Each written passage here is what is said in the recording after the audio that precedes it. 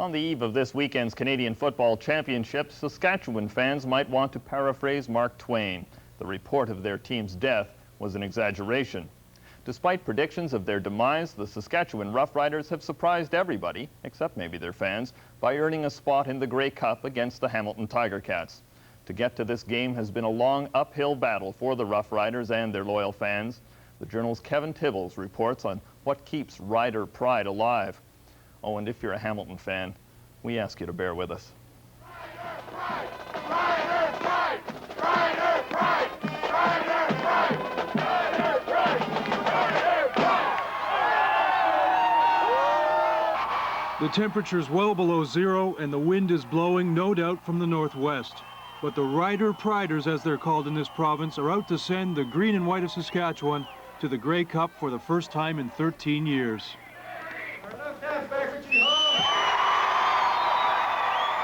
Soon these football pilgrims will be piling on board planes or buses bound for Toronto or warming up the family television. Rider Pride is religion in Saskatchewan. This is where the Saskatchewan Roughriders play their football. It's not a dome or some stadium with a big TV screen. It's a field, Taylor Field, and it seats just over 27,000 people. But it's home to one of the most unlikely survival stories in a football league that seems to be in need of a survival kit. You see, this team wasn't supposed to live. A couple of years ago, it was over $1 million in debt and hadn't made the playoffs in a decade. They said there just weren't enough people out here on the prairies to support a team that could compete with the big cities. They were wrong. Don't wrinkle that Rough Riders. It's brand new, you know. They won it once back in 1966, and they're not about to forget it. Gord and Donna Hassler were just kids on the farm back then. Now they've got a farm and kids of their own in Windthorst, about an hour and a half out of Regina. On this night, they're packing up for the 30-hour bus ride that'll take them to Toronto. Gord's making sure he doesn't miss this game like he did the last one. I was busy milking the cow when they won the Grey Cup, and when I got back in, the game was all over. You missed it. So I'm going to want to see all of this one. You bet, I'm going. Huey Campbell goes wide to the far side. While Gord Hassler was out in the barn, the Green Riders were out defeating their namesakes from Ottawa. For Campbell, touchdown! At long last, victory for Saskatchewan. The hero, Ron Lancaster. The Saskatchewan Roughriders, Ron Lancaster. And Ron, you had a It was a game that saw a kid with a crew cut from Pennsylvania pull one out of the fire for the folks on the prairie, Ronnie Lancaster. Lancaster remained north of the border when he stopped playing the Canadian game. Now he broadcasts it. I don't think the rest of the league really understands just what the Rough Riders mean in Saskatchewan. There's no way that club would ever die. There's too many people there that volunteer, that live and die with the Riders at Taylor Field. Back in '66, when the Rough Riders tasted champagne for the very first time, Sandy Archer was there as the trainer.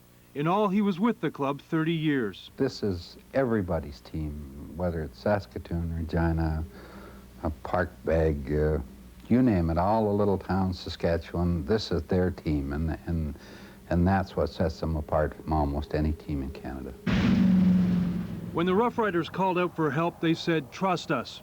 And a network of supporters from the far reaches of the province went to work. 4-yard loss, Ham over the top, picked off. People of all ages got involved in auction sales, dinners, and telethons. Season's ticket sales rose from 13,000 a couple of years ago to 19,000 this year. Families came together to help a neighbor in hard times. And Gord Hassler, he decided it was high time he got involved. There's some talk about the Riders collapsing, and I felt that maybe I should start investing in the future. I might want to watch a game 5 years down the road or 10, and what about the kids? They might want to watch professional football in Saskatchewan too. It's one thing to live out in the country and say you support a team. It's another thing to hop in the car and drive 4 or 8 hours and then put on a snowmobile suit to watch them play. But that's the way it's done out here. And every Sunday, the traffic winds its way down the highway to Taylor Field. When the team isn't playing, the Riders supporters hang out in cafes like Smilin' Bill's in Estevan, 2.5 hours away. Riders are Canada's team. Yeah. I think you'll see that whole stadium, like 90% of it in white and green and white. They're just going to be yelling their heads off. They're the underdogs. and people just support them. It's the one unifying force in Saskatchewan. You know, we're pretty polarized when it comes to politics and one thing or another. But when it comes to the Rough Riders, they all pull together. Ian McDougall has sat in the same seat at Taylor Field for 31 years. He remembers the days when farmers were so poor they had to strike a prairie-style bargain just to get in and see a game. The people didn't have the money, so they made a deal with farmers that they could bring in their wheat, so many bags of wheat or so many bushels, and trade it for season tickets. And then the Rough Riders turned around and they resold the wheat to either the wheat board, or they sold it to hog farmers or what have you. You wouldn't see that happening in a big city, I don't think, anyway. Well, it was the most amazing thing you ever saw in your life. Droughts come and go, on the farm and in football. But people out here have learned how to be patient with all the changes that come from living off the land. Maybe that's why the fans have hung in where others would have given up. You know, the farmers can have bad times, you know, what the weather can be bad, everything can go wrong, but if the Saskatchewan Rough Riders win, it has a positive effect on the entire province. I suppose it's like the farmers, it's next year country. Can't win it this year, boy, we're gonna do it next year. They're always full of hope. Loaded down with Rider Pride, busloads bursting with green and white are headed for Sunday's game. Just to make sure the country knows that Gord and Donna Hassler and the rest of Saskatchewan are still out there. They may be always looking ahead to next year, but when it comes to football, next year is now.